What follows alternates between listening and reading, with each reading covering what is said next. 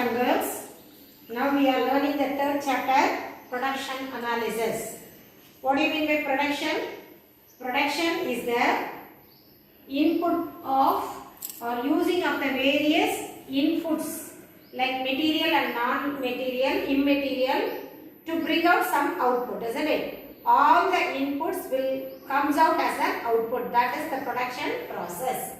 So the production means creation of addition of value. Then we studied the factor of production, land, labor, capital and organization, and also we studied the features of land and that means the characteristics of what is land and the characteristics of land, isn't it? What is land? It is a natural resources. While we are studying the features, we studied it is a passive factor. It has the law of diminishing marginal utility. It is inelastic in supply, isn't it? It is immovable. So those things we have studied. And the reward which is given for land is rent. That also we studied. Then the second factor, labor. Land and labor is considered to be the primary factors. Capital and organization is secondary factors. We studied the primary factors of the first class, isn't it? So we studied about land, then we studied labor. Land is a passive factor, but the labor is an active factor.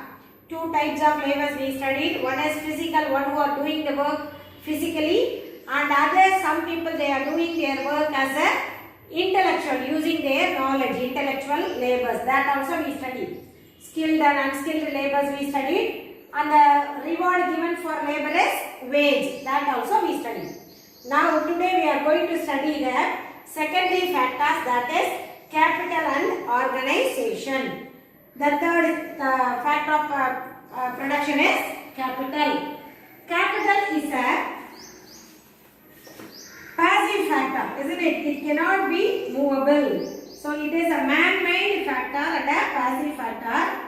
So while we studied about capital, Marshall says that it is consists of all wealth other than free gifts of nature. So these are the definition given by Marshall. What he says, that is, it is consists of wealth excluding the gift of nature, that it is man-made.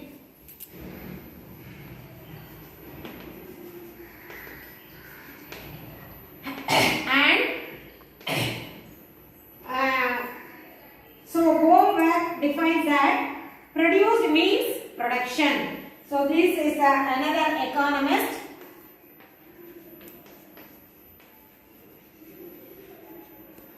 Produced means production.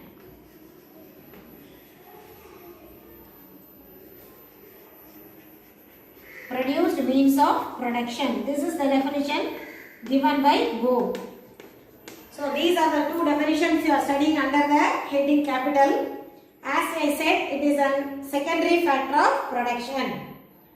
While we talk about capital, we should know only the saving used as investment. Already while I am talking about the consumption function, I told serving only used as investment. So while we are talking about the consumption, we learn the money which are earned by us will not be consumed entirely. A part of money, a part of portion will be kept as saving. Those savings will become as investment. The investment is capital. So the money which is earned by the people or the human being will not be spent entirely. A part will be saved. Those savings will be used as investment.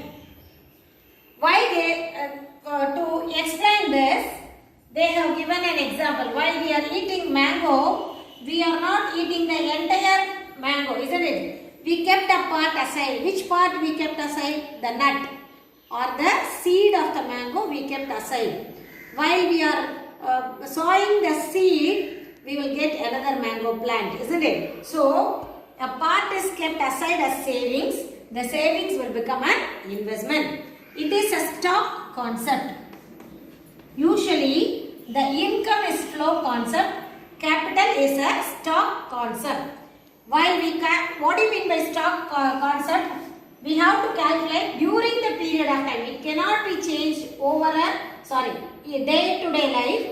Over a period of time only it will be changed. So it is all the capital is wealth, but all the wealth is not capital. Will you be able to understand this? For example, in your book they have given tractor.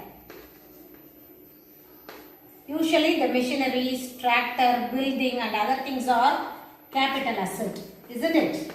So it is a capital asset. It will be very useful during the time of harvesting and other things. While they are cultivating the paddy, the tractor is the most useful machinery for the farmers. But after completing the harvesting, they will keep aside the tractor. It won't be used, isn't it? For a period of time. After completing the harvest, so they will kept aside. At that time, it is not considered to be a capital asset. That is a wealth. Do you understand? While it is functioning, it is considered to be capital asset. While it is idle, while it is not functioning, it is considered to be a wealth, not a capital. Do you understand? So, this is the example for what is capital. And now we are going to see the characters or features of capital. What are the characteristics or features of capital? First, capital is man-made factor, isn't it? It is not a natural one. It is created by, it is accumulated. The saving only become a capital. So it is a man-made factor. And it is mobile between places, isn't it? If we want to do the investment in foreign countries or in any other places, we can do. So it can be mobile between places and the industries. Mobilization. And also it is a passive factor. Because it is not doing any work. With the help of capital, you can run a factory, but it is not doing any work. And its supply is elastic. Already I told you what is elastic and what is inelastic, isn't it? While we are studying the land, we study it is inelastic.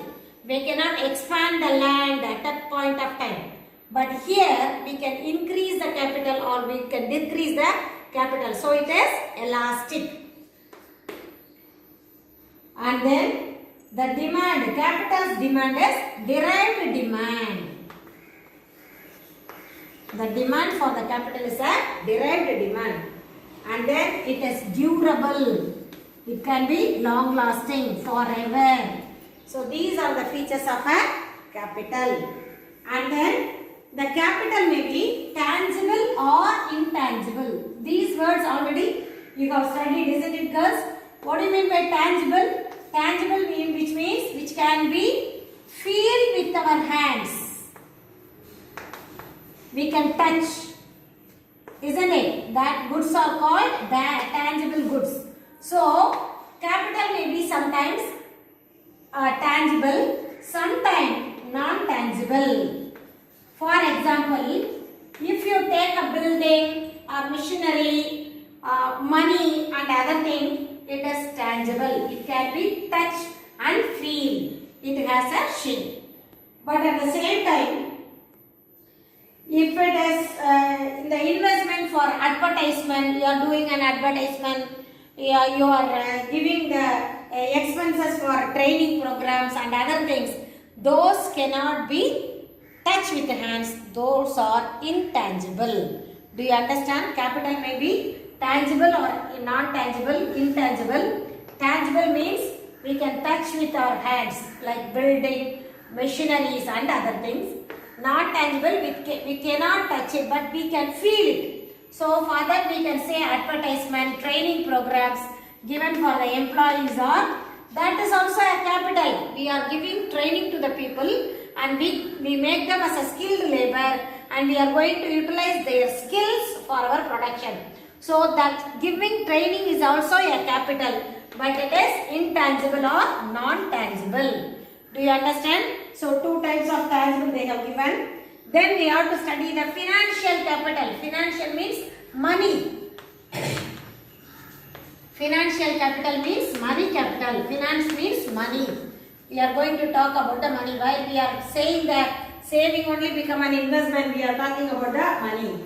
So it is an asset. The money is needed by all the firms and companies, isn't it? If you want to produce any products, you need money. You need the capital, money capital, financial capital for making the goods and services.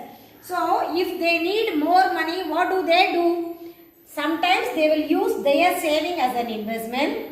If it is a large scale industries, if they wanted to produce in a large scale, they have to get money, borrowing, and they will issue shares by collecting the money and other things. So those are all called financial capital asset. The money that they have, and also they are borrowing from others to invest in their production, and also if they give the equity shares of their industries are called financial capital. The next topic is organization.